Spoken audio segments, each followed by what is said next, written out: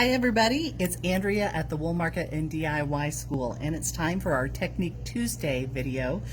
This is something that we've had a lot of requests for here at the shop in the last couple of weeks based on some of the classes that we're doing. We have people asking us how to do a make one, and a make one is an increase stitch in knitting, and as you can see here I've done about 3 make ones in a row, and it changes the shape and the direction of my knitting. I've added stitches every other row.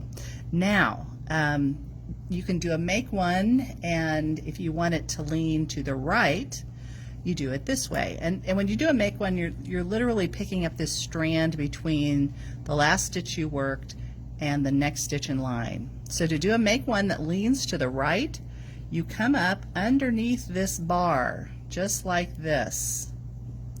And see how I've picked up that strand between this stitch and this stitch, and all I'm going to do is go and knit it like normal.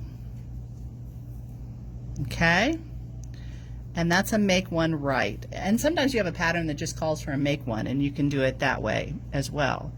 Now if you want to do a make one left, I'm just going to work a couple more stitches.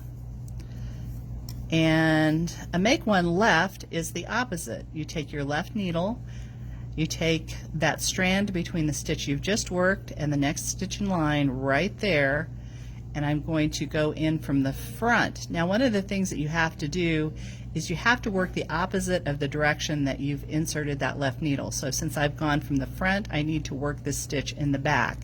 And what that does is it twists that stitch, that pickup closed. So you can see my leg here leans to the left, my leg here leans to the right. And it's one way to increase stitches and shape your garment or your hat or your scarf or whatever you're working on.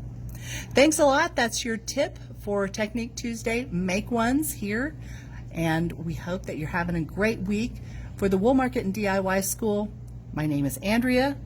Thanks. Have a good day.